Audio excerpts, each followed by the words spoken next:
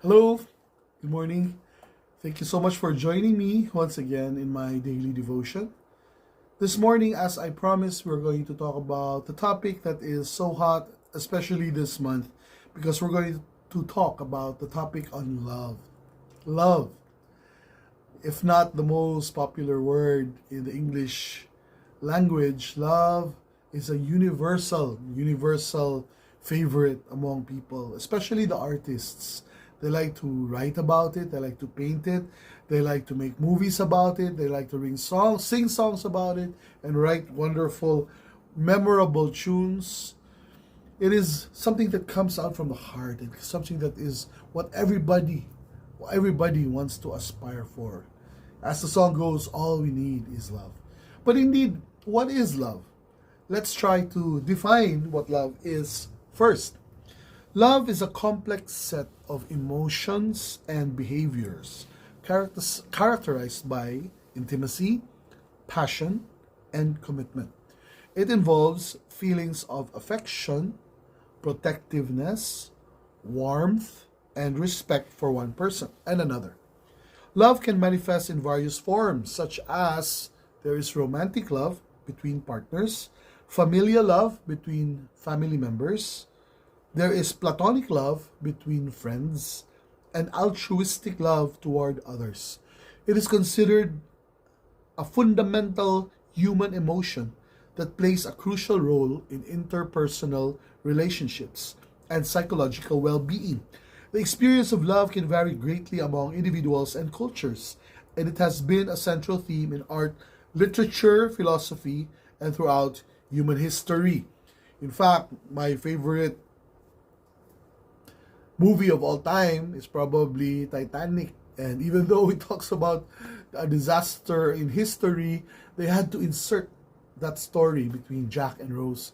Because we know that any successful movie has to have an element of love. Most people in Hollywood know that you cannot create a blockbuster if there is no love component into it. People just gravitate towards love because people want it, people desire it, and people long for it. If we describe the what love is, of course, I have to go to Shakespeare and how his words have created these wonderful tapestry as to define and describe love. Sonnet 18, I would like to read and share with you. Shall I compare thee to a summer's day? Thou art more lovely and more temperate. Rough winds do shake the darling buds of May, and summer's lease hath all too short a date. Sometime too hot the eye of heaven shines, and often is his gold complexion dimmed. But every fair from fair sometimes declines, by chance or nature's changing course untrimmed. But the eternal summer shall not fade, nor lose possession of that fair thou owest, nor shall death brag thou wanderest in his shade, when in eternal lines to time thou growest. So long as men can breathe or eyes can see, so long lives this, and this gives life to thee. So Shakespeare describes how beautiful life and love is. It's like a summer's day where there is no rain, when you can hear the birds singing and you can see the flowers bloom. Wow. And he said, not even death can stop it. It's like an endless summer. And most people, when they're in love, they experience that. Let's continue with another Shakespeare sonnet. Sonnet 116. It says, let me not to the marriage of true minds admit impediments. Love is not love, which alters when it alteration finds, or bends with the remover to remove. Oh no, it is an ever fixed mark that looks on tempests and is never shaken. It is the star to every wandering bark, whose worth's unknown, although his height be taken. Love's not time's fool, though rosy lips and cheeks within his bending sickle's compass come.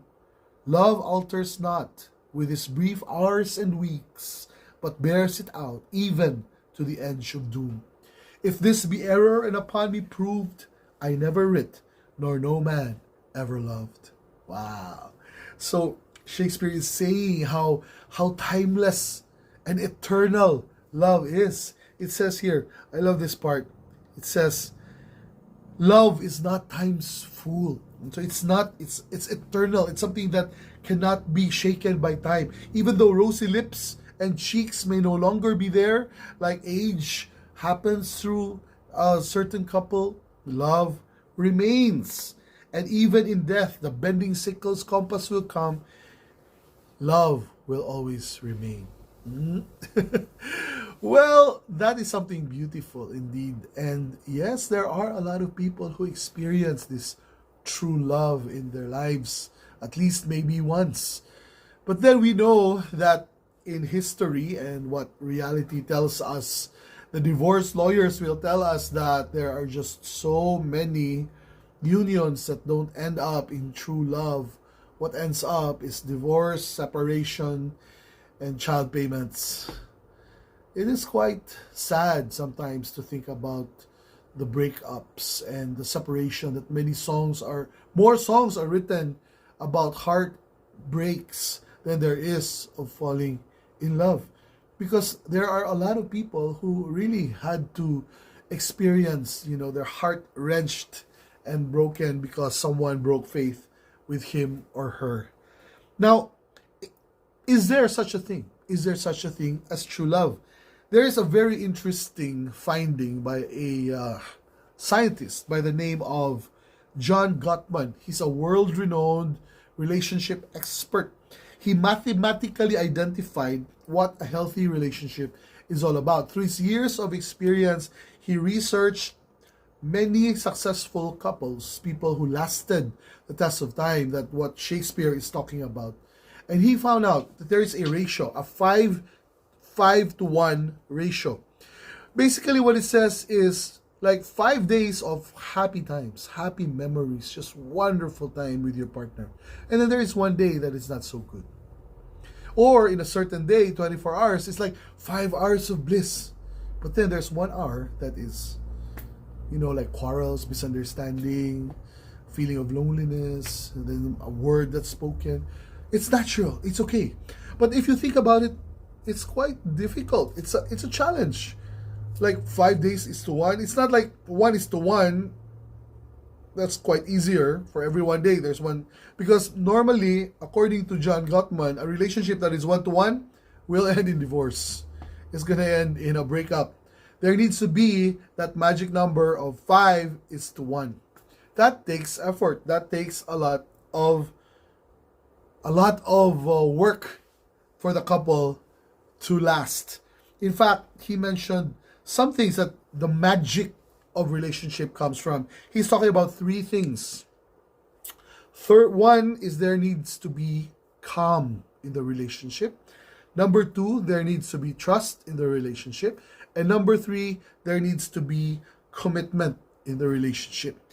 Calm means that when there are conflicts, when there are problems that arise in the relationship, there needs to be a certain calm attitude. Wow, that's true. Many times, a lot of conflicts arise and are perpetuated when they don't agree, and because they're shouting at each other, their stress levels are elevated and they just cannot see eye to eye. Second, there has to be trust, meaning that you have to be vulnerable enough to give of yourself to your partner. Unfortunately, the opposite of trust, which is distrust, is very, very common. Many relationships break up because of a jealous partner. So a person who is always paranoid that this person is not being faithful to him or her. These are what you call warning signs that result in a marriage or a relationship that doesn't last. And there needs to be commitment, that you need to bind yourself to that partner. There needs to be dedication. You need to invest yourself in this relationship. You need to engage yourself with this partner. Now, I cannot help but think about the love of God and what the Bible says, because this philosopher or this scientist just talks about what he was able to measure in his study of human relationships. But we know that that's exactly what the Bible says. That's exactly what the Bible says. In 1 Corinthians chapter 13, the famous love chapter, it says, love is patient. It is kind.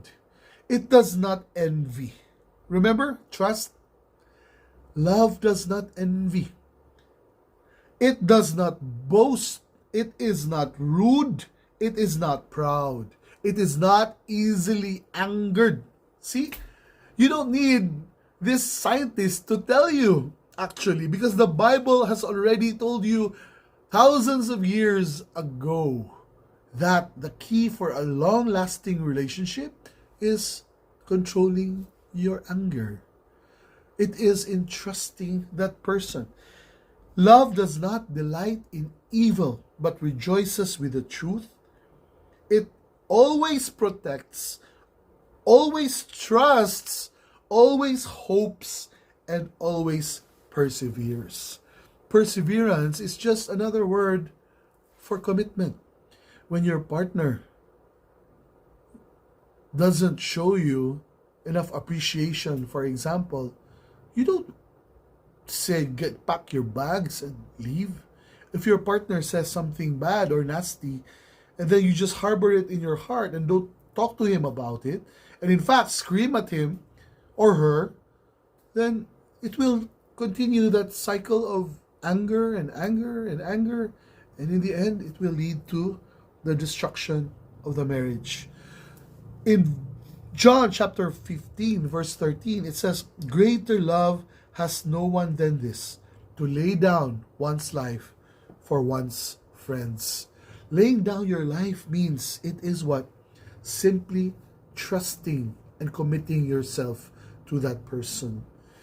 Do you remember when you gave that commitment to your wife and said, till death do us part? Now, what caused a lot of marriages to break?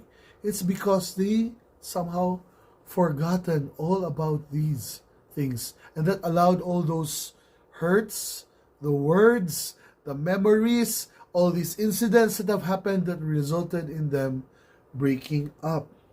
Romans chapter 13 verse 8 says, owe no one anything except to love each other, for the one who loves another has fulfilled the law. Now, indeed, I'm going to talk more about love in the next few days, and let's describe and define what the Bible says about love, because we know that the source of love is God, because God is love. I hope you will stay with me on the next couple of days as we continue to learn more about what love is. And in the meantime, continue to love each other and enjoy the days that you have with the people around you. Those you love most, be with them, tell them you love them. Thank you so much.